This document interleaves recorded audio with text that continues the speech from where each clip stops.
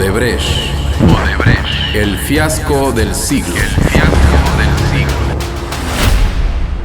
Muchas gracias, honorable señora juez. Ante todos, mis respetos a usted, a este tribunal, a los colegas del Ministerio Público, a los abogados colegas de la defensa y principalmente a los señores procesados, que llevan 5 largos años en espera de ser escuchados por un tribunal objetivo e imparcial.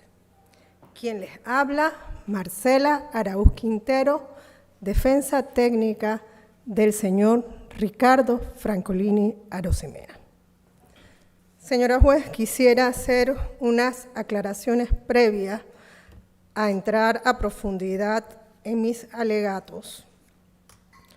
Y es que debo referirme principalmente al hecho de que en efecto, como ha indicado el Ministerio Público a lo largo de su deposición, nos enfrentamos a una audiencia preliminar de un proceso muy importante, precisamente por las connotaciones que se le han dado al mismo, por las partes que han sido llamadas al proceso y sobre todo por la publicidad que se le ha dado tanto a nivel nacional e internacional, creando precisamente por esa publicidad que se ha dado una percepción, y con todo respeto, inadecuada e incorrecta de lo que debe ser este acto.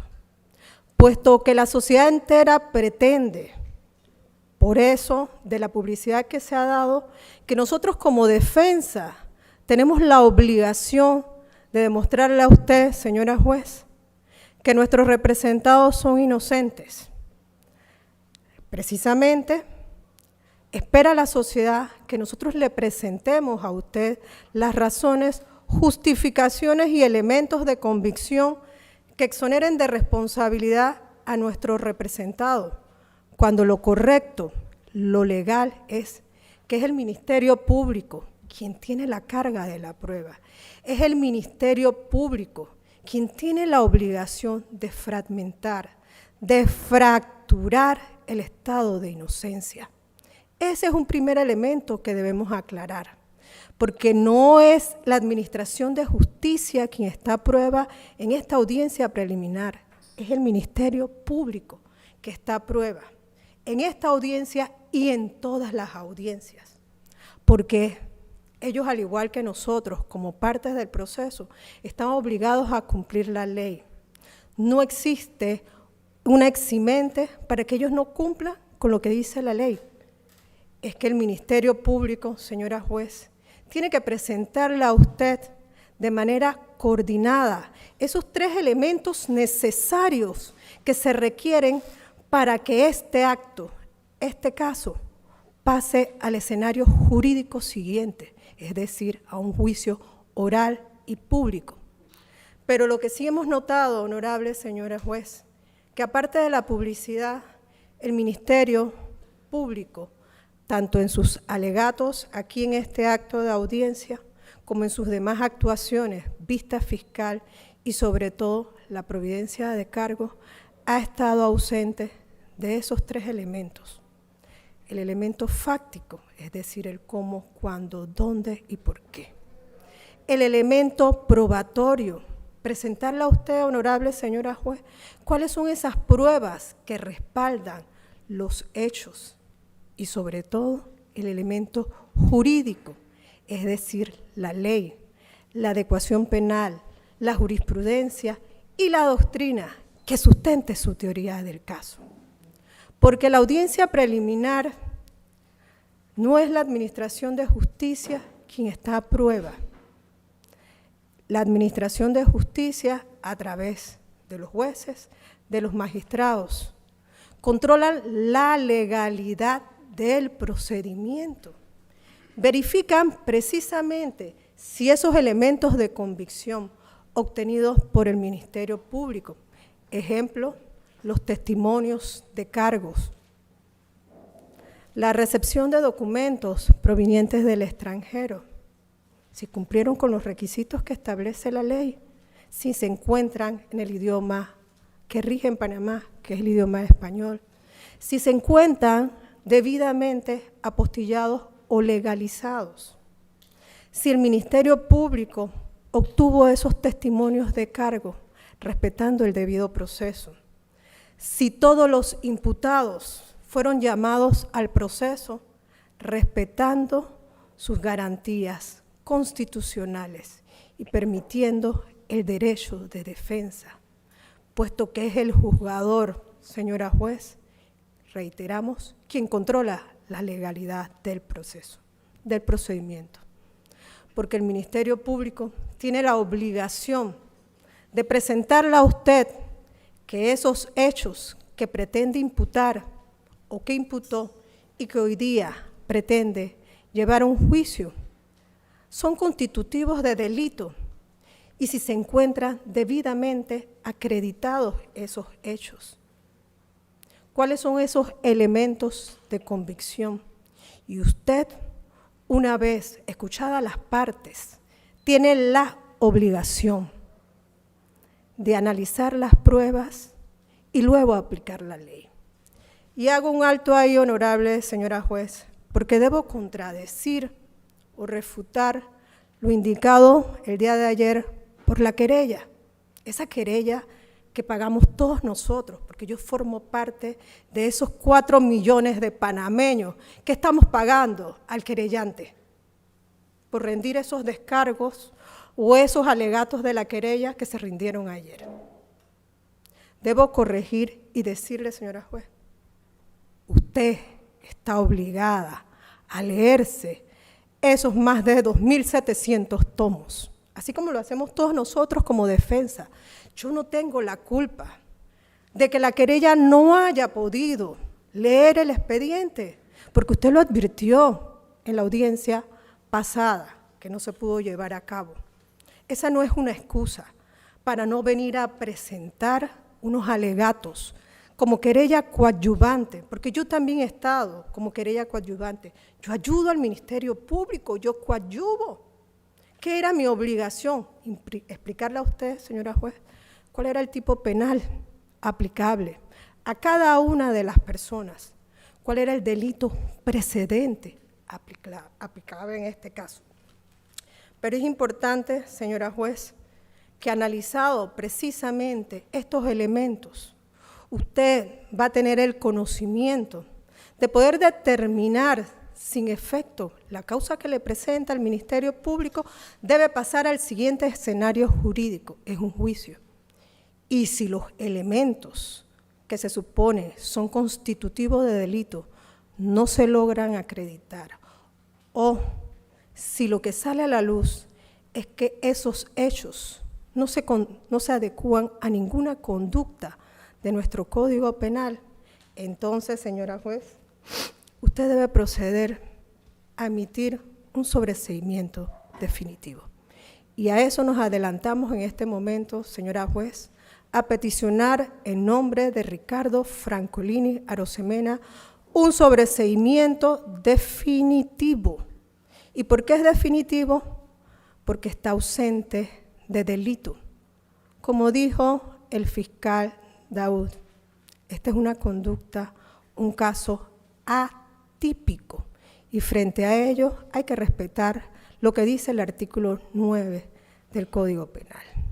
Solo podemos penar aquellos hechos debidamente descritos como tal que lesionan nuestra norma penal. Señora juez, ahora para mí es importante presentar cuáles son esos elementos que el Ministerio Público ha venido a señalar aquí en este acto de audiencia, puesto que la audiencia preliminar, como todos sabemos, tiene como único fin aquí demostrar la existencia de ese elemento objetivo y la supuesta vinculación o probable vinculación de la persona llamada al proceso. La fiscal Ruth Morcillo, como bien indicó el día de ayer, al momento de referirse a mi representado, fue clara al señalar que existe una sola providencia de cargos, una única resolución de cargos, y es la providencia número 1 del 23 de enero del 2017. Es esta que tenemos en pantalla, señora juez, y que consta en el expediente. Y en esta providencia usted podrá ver cómo se originan los cargos a mi representado. Básicamente se traducen por el hecho de que el mismo es o era director accionista de una sociedad llamada Promotora y Desarrollo Los Andes Mall, que por su calidad de accionista y dignatario permitió que se le diera una apariencia lícita a fondos que provenían de Constructora Odebrecht. ¿Y cómo estaban sustentados esos cargos? Además, ¿con qué elementos? Con 2 certificaciones, señora juez. Con una certificación que establecía cómo estaba dividido o fraccionado ese derecho accionario de la sociedad en referencia, en un documento suscrito en julio del 2011. Además de ello, existía una certificación del 22 de enero del 2013, donde se había dado en sesión unos pagos que debía recibir supuestamente Promotora y Desarrollo Los Andes y que fueron dados a otra sociedad, en este caso Batsley. Estas certificaciones, reitero, fueron firmadas por la señora Evelyn Ivette Vargas Reinaga, hoy imputada en este proceso. Esos son los únicos cargos que pesan sobre mi representado. Y hago una pausa ahí, señora juez, porque el Ministerio Público tiene la obligación de sostener hasta el acto de acusación los mismos hechos que imputó. No puede variar la imputación, esos hechos. Debe sostenerlos a lo largo de todo el proceso y no pretender sorprenderla. Porque en este acto de audiencia, lastimosamente, los cargos por el cual él fue llamado a responder, esos cargos que deben ser presentados, porque ese es el primer acto de comunicación que tiene el Ministerio Fiscal con la persona procesada para que se pueda defender, ponerle conocimiento de qué fue lo que hizo, qué fue lo que pasó, para que él en esa oportunidad pueda defenderse, estableciéndose por parte del Ministerio Público que el actuar de nuestro representado por ser accionista y miembro directivo de Promotora y Desarrollo Los Andes constituye el delito de blanqueo de capitales, supuestamente consagrado en el artículo 254 del Código Penal. También se señaló de manera vaga en esa providencia indagatoria que el delito subyacente es el de soborno internacional. A lo largo de los alegatos del Ministerio Público, al igual que en cada una de las actuaciones en que se ha manifestado, la Fiscalía ha sido contestes en indicar que el blanqueo de capitales es un delito autónomo y que por ello no tienen por qué presentarle a usted una sentencia condenatoria. Hoy día ni siquiera dijeron eso, simplemente omitieron en el acto de audiencia, cuando fue el momento de la presentación de los cargos a mi representado, ni siquiera se mencionó cuál era ese delito previo o ese delito subyacente de los 36 que establece el artículo 254 del Código Penal, porque es el Ministerio Público que está obligado no solamente a indicarle a usted, señora juez, que el tipo penal es el 254, blanqueo de capitales, y que el delito subyacente es el soborno internacional, no, porque aquí se imputan hechos, no delitos, y el Ministerio Público tiene que decirle el deber de indicarle, es que esta persona cometió el delito de blanqueo de capitales porque se aplican los verbos rectores. ¿Cuáles fueron? Recibió, transfirió, negoció. ¿Qué hizo? ¿Cuánto fue lo que movió? ¿En qué momento lo movió? ¿Y a quién se lo movió? ¿Y cómo está respaldado por un delito subyacente? El soborno internacional. Es que el Ministerio Público no es que por solamente imputar el delito de blanqueo de capitales, está exonerado de presentarle a usted, al tribunal y principalmente a los señores procesados de quienes piden un llamamiento a juicio y más adelante una sanción.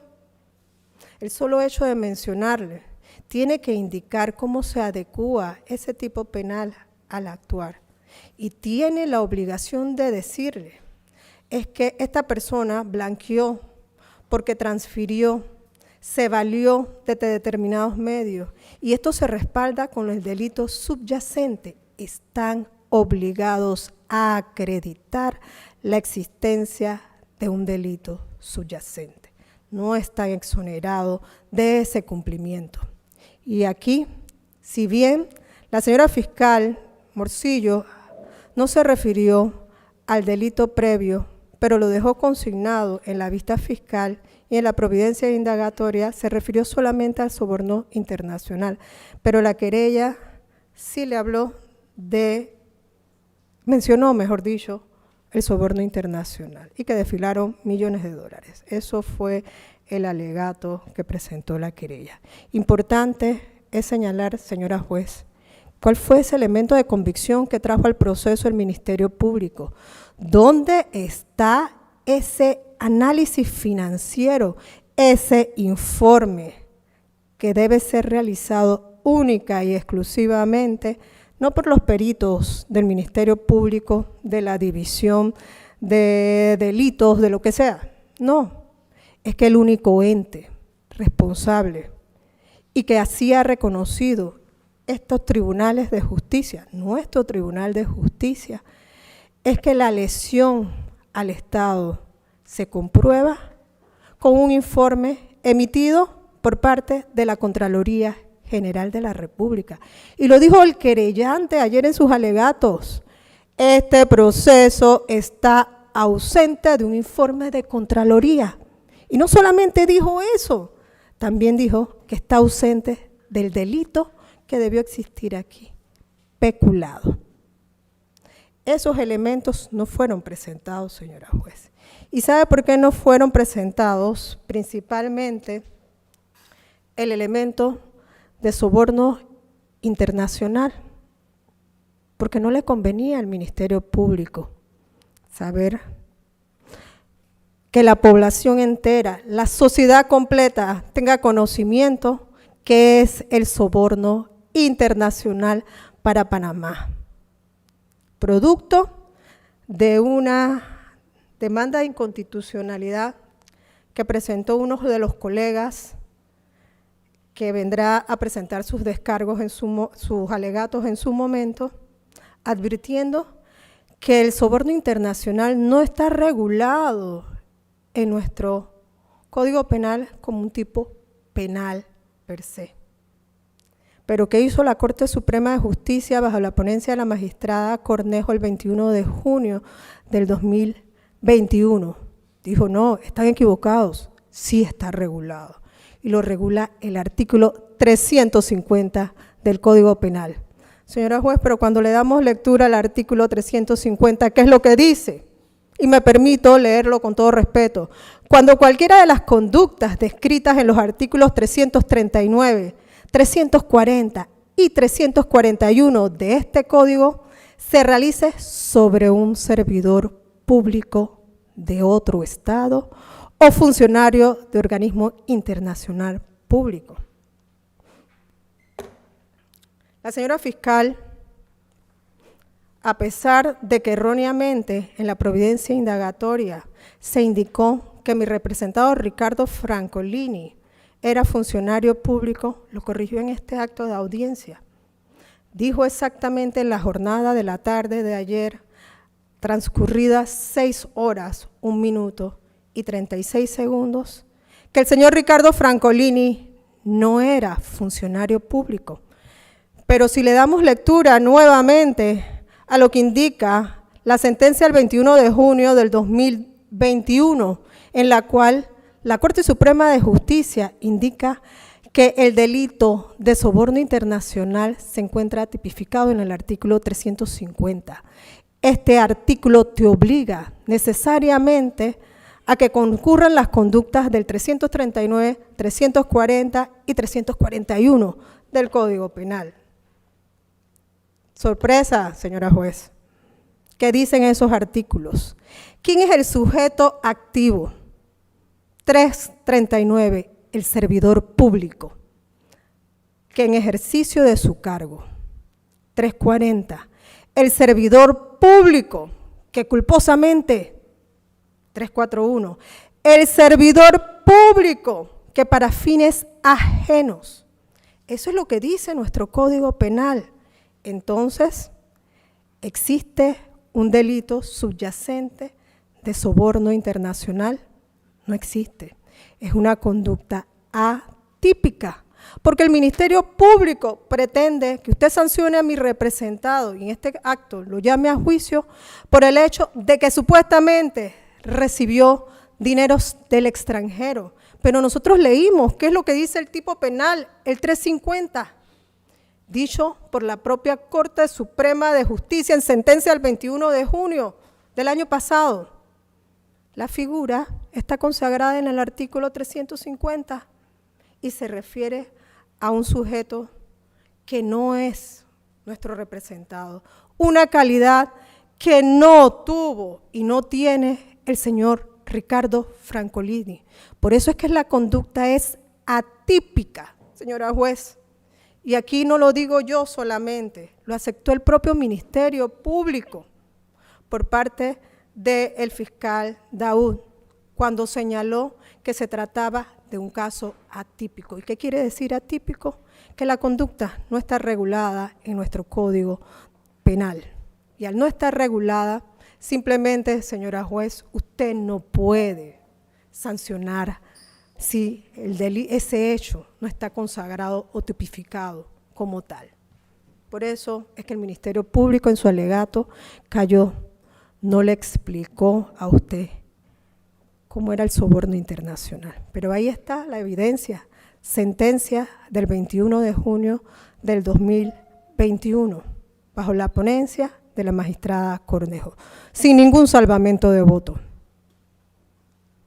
Ahora bien, como nuestra obligación como defensa es precisamente encaminar esa defensa sobre los únicos cargos que le fueron presentados por parte del Ministerio Público al señor Ricardo Francolini, nos vamos a referir a la primera certificación, que fue el elemento de convicción que fue incorporado a este expediente como pieza que provenía de una asistencia judicial de Suiza, en la cual Suiza le requería a Panamá que fueran llamados en calidad de testigos una serie de personas, entre eso la señora Evelyn Vargas.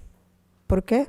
Porque en Suiza se había aperturado unas cuentas en las cuales se habían aportado 2 certificaciones, como le dije al inicio de mis alegatos. La certificación del 22 de enero del 2013. En esta certificación se establecía cómo estaba dividido ese derecho accionario de promotor y desarrollo de los Andes Mall. Y fue nuestro representado, el señor Ricardo Francolini, que aportó los medios, los elementos, las pruebas, que aclaraba ese desconocimiento que tenía el Ministerio Público de cómo verdaderamente estaban representadas las acciones de la referida sociedad. ¿Y cómo hizo eso? No solamente lo dijo de boca, dijo, yo tengo el 25% de las acciones y el 75% lo tiene el señor Martinelli Berrocal, como él las tenga divididas, no sabemos, o repartidas, eso no lo sabemos. Pero sí fue claro al presentarle en su primer acto de descargo al Ministerio Público que las acciones, 25% correspondía de él y que esa certificación que había sido presentada era falsa. No solamente respaldando sus descargos con lo que dijo de que él era accionista, sino que además fue presentado el libro de acciones debidamente autenticado.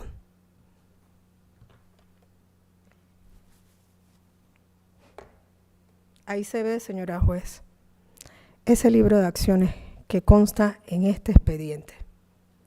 Tanto así que el Ministerio Público también reconoce como tal esa división accionaria.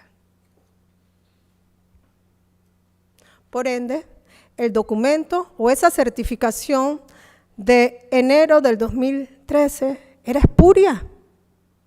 No solamente porque lo dijo Ricardo Francolini y lo demostró Ricardo Francolini, sino también porque fue manifestado en sus descargos por la propia Evelyn Vargas, quien señaló: me retracto del contenido de esos documentos. Igual suerte corre la certificación del 15 de julio del 2011, que es el sustento del Ministerio Público, en la cual dice que Ricardo Francolini, a través de la Sociedad Promotora y Desarrollo Los Andes, permitió darle una apariencia lícita a dineros ilícitos.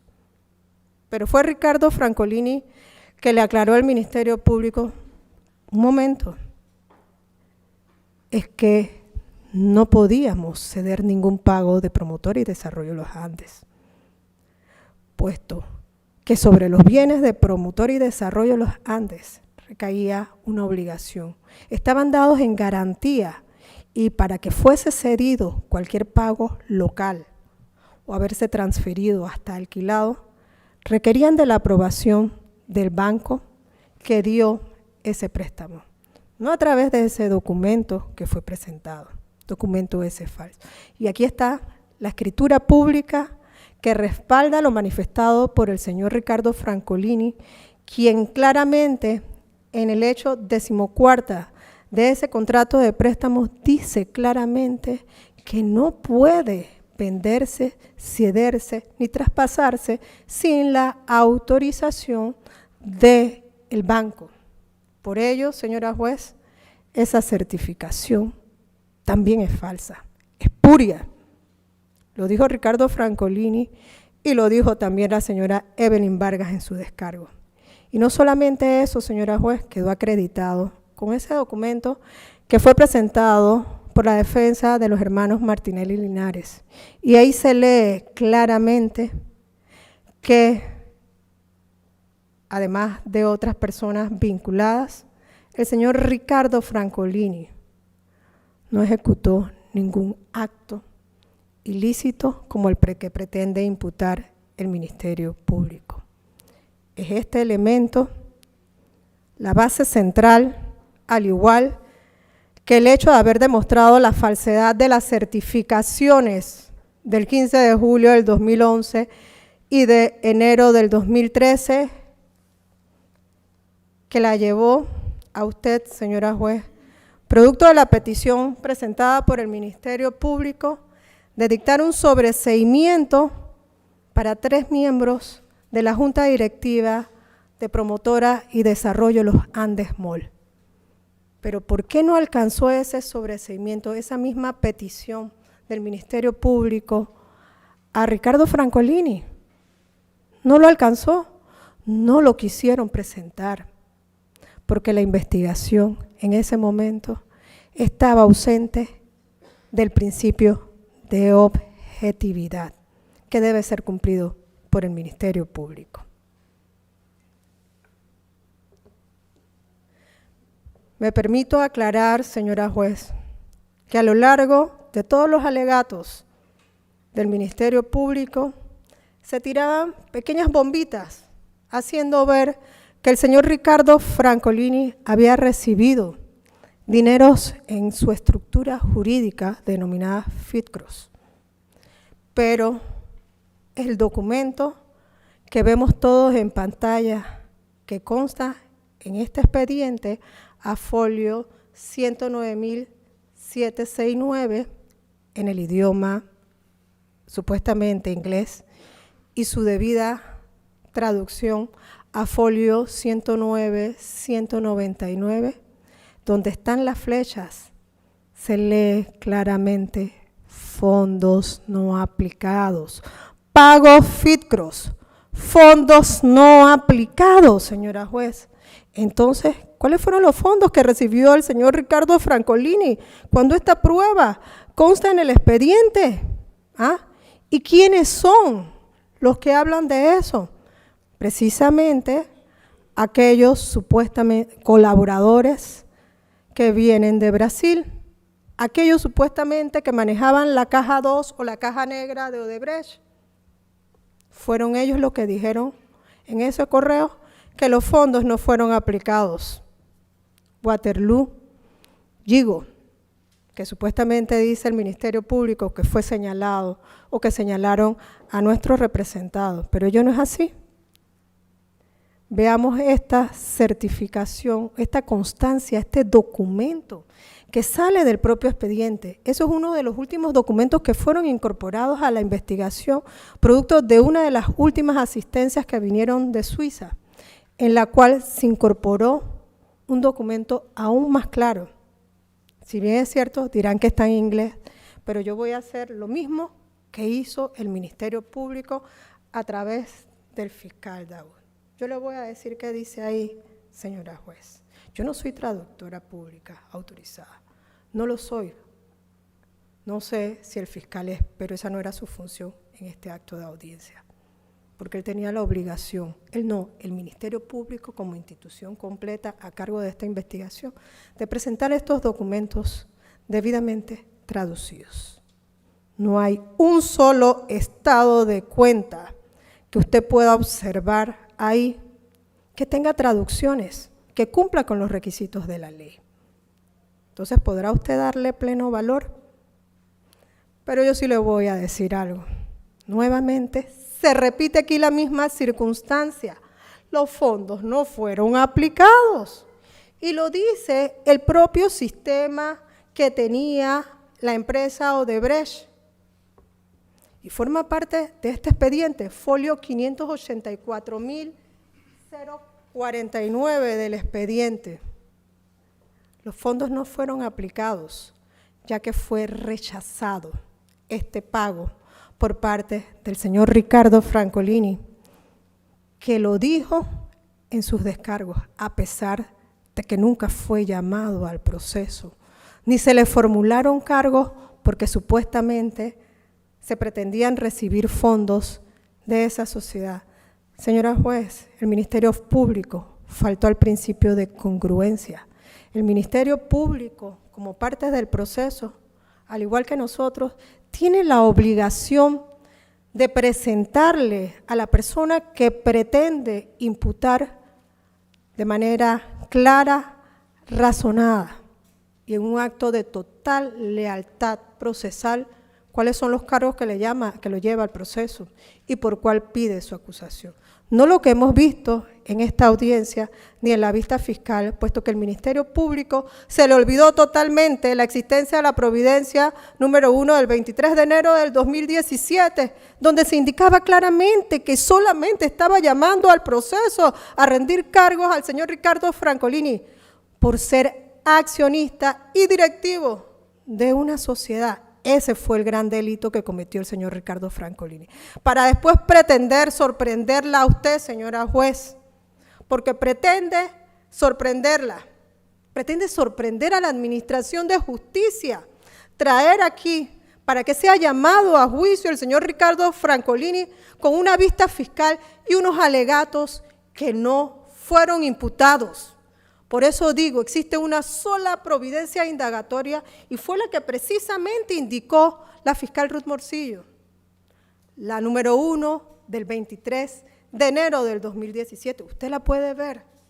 Y usted, señora juez, a diferencia de lo que indicó el Ministerio Público, la querella, usted está obligada a analizar ese expediente, a analizar cada prueba que supuestamente se presentó al expediente y ver si esos hechos son constitutivos de delito. Y si no son, tiene que sobreseer, señora juez. No se puede llamar a juicio a una persona, ni mucho menos sancionarla, si la conducta no se encuentra regulada en nuestro Código Penal. Porque eso va a arrojar como consecuencia que ese acto sea declarado nulo. Porque aquí nadie ha salido a defender a la Administración de Justicia, ni siquiera la propia Administración de Justicia ha salido a indicar que los procesos se han ido cayendo en estos últimos 5 años, todos estos procesos por corrupción, por peculado, llámese Caja de Ahorro, llámese Financial Pacific, PAN. ¿Por qué se caen, señora juez? Porque vician el proceso. No cumplen con lo que dice la ley. En ese periodo, en esa administración que iniciaron esos procesos, creían que ellos no tenían por qué respetar el código, por qué respetar la ley. No sabían o no querían entender que el término de la investigación en este sistema inquisitivo es de 4 meses. Y si tú te quieres pasar, tienes que venir a donde la autoridad a pedirle esa autorización. Por eso fue que se cayeron muchos de esos procesos. También se cayeron porque no presentaron la prueba idónea. Pero aquí no ha salido la Administración de Justicia a decir alto y claro, nosotros no podemos aplicar una sanción o reconocer una petición del Ministerio Público cuando se ha violado el debido proceso, porque nosotros somos quienes vigilamos y controlamos la legalidad del procedimiento. Si el Ministerio Público se equivocó, hay que decirlo. Hagamos un análisis, una cronología de cuáles han sido esos últimos procesos y hablarán por sí solas, señora juez. Se caen porque el Ministerio Público viola el debido proceso. Y en este proceso también lo hizo en esta causa. También lo hizo. Siguiendo con los supuestos fondos que debía recibir el señor Ricardo Francolini, nos encontramos con estos documentos que el Ministerio Público ha denominado pagamentos. No son simples pagos. Pero cuando nosotros leemos el contenido de los mismos, se lee claramente que ningún pago debía ser recibido por Fitcross ni por Ricardo Francolini, sino que se hicieron directamente a Fordel. Entonces, ¿quién está faltando al principio de lealtad y buena fe procesal? ¿Nosotros, la defensa? No, señora juez. Usted está obligada a revisar ese expediente y cada uno de los elementos probatorios que han sido incorporados. Fíjese, señora juez, que es tan cierto lo que digo, que el propio Ministerio Público hasta se le olvida a veces lo que escribe, porque aquí ha venido a indicarle que el señor Ricardo Francolini recibió 3.35 millones de euros de empresas pagadoras de Odebrecht, de cajas negras de Odebrecht. Pero esta resolución, ese documento que usted ve ahí, que milita al folio 21.078 del expediente, es claro, se indica que esos pagamentos en el periodo que van del mes de marzo del 2010 a mayo del 2012, ahí están los montos, 3.35 euros. No se lee ahí que era para Fitcross, sale de Batsley, para Fordel. Eso no lo pongo yo, señora juez, eso lo pone el propio Ministerio Público. Entonces, ¿quién falta al principio de lealtad y buena fe procesal? Señora juez, también se ha hecho alusión por parte del Ministerio Público el hecho de los supuestos colaboradores de Brasil, quienes señalaban al señor Ricardo Francolini como la persona que supuestamente le presentaba los negocios privados. ¿Pero cuáles eran esos negocios privados? ahí está uno de los colaboradores que indica. Los negocios privados eran de presentación de negocios de cementeras o de hidroeléctrica. Pero ¿qué dijo esta persona que era el contralor de la empresa Odebrecht en Panamá? Que esos negocios, a pesar de que se los presentaba, él los analizaba, los verificaba y al final simplemente no le interesaba. Pero mire bien que la fiscal que hace el interrogatorio, que no está aquí, que debería estar aquí sustentando esto, que fue ella una de las creadoras, insistentemente hacía preguntas que le encaminaban a lo que ella quería escuchar, pero qué lástima, no pudo escucharlo, señora juez, porque ahí lo que se dice, cuando ella pregunta si el señor Ricardo Francolini le ofreció lobby, ¿para qué quería este señor el lobby de Ricardo Francolini? Si se supone tenía el contacto directo con el presidente de la República o con los hijos, ¿de qué le servía a Ricardo Francolini? Mire, él mismo dice que era ineficaz. Entonces, si era ineficaz, ¿cómo dice el Ministerio Público que ese colaborador señaló a Ricardo Francolini? Es más, en el documento que consta a folio 587.101, es claro, este colaborador, cuando le preguntan sobre el pagamento de 3.35 millones de dólares que se ubica en las cuentas o en los estados de cuentas o en esa caja negra, esa contabilidad negra que llevaba Odebrecht, se identifica como la número 48 y usted podrá observarlo en el expediente. ¿Qué dijo esta persona encargada de hacer esos pagos? Gigolino, Olivio Rodríguez. Yo hice el pago, el 48, claro que me acuerdo del 48, pero iba de Batsley para Fordel. Le pregunta el subsecretario David Díaz, ¿y Fitcross? Le dice, no, tampoco sé, pero lo que sí sé es que ese pago 48 era para Fordel. ¿Por qué entonces dice el Ministerio Público que esos los 3.35 millones de euros supuestamente lo recibió Ricardo Francolini? Es que cuando revisamos también cada una de estas declaraciones presentadas por los colaboradores, le preguntan, ¿sabe quién es Ricardo Francolini? No, no lo conozco. Y se supone, si Ricardo Francolini formaba parte de esta organización lavadora de dinero y que formaba parte de los pagamentos que debía hacer la Caja 2 de Odebrecht, ¿cuál era el seudónimo que se tenía? Ninguno, porque simplemente no había ninguna instrucción de pago y no formaba parte de ningún acto, señora juez. Lo han querido ligar al proceso por el solo hecho de la relación que tenía o que tiene con el expresidente de Panamá. Esa también es su pecado.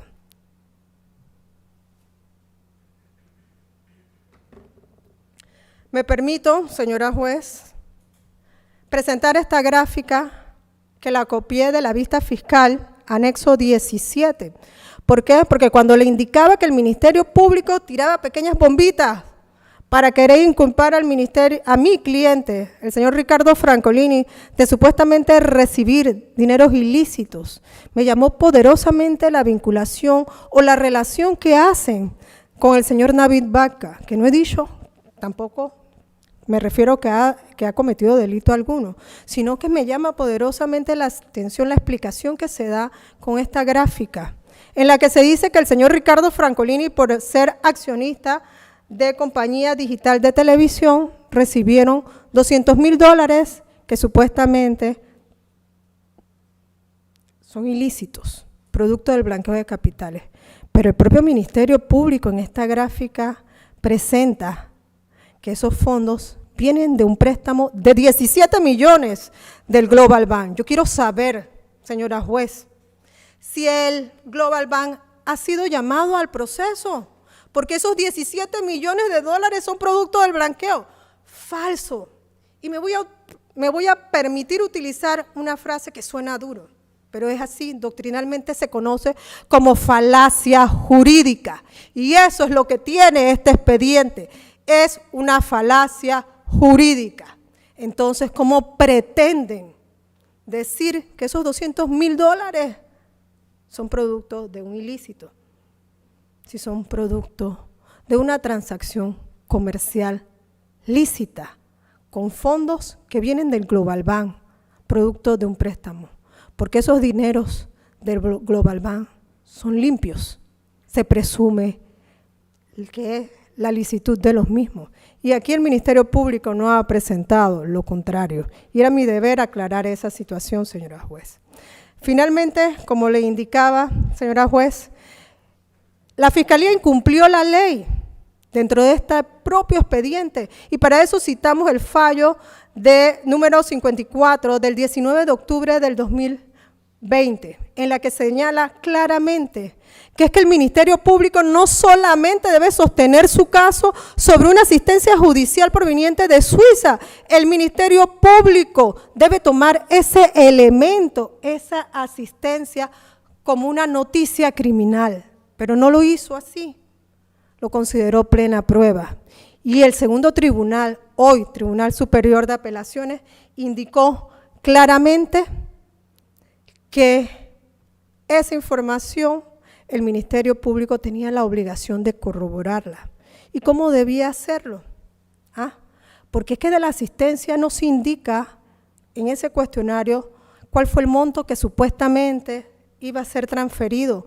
¿Cuándo fue suspendido el pago? ¿Quién lo autorizó o anuló el pago? Ni en qué fecha. Eso no lo dice Suiza. Y debo aclarar algo, señora juez.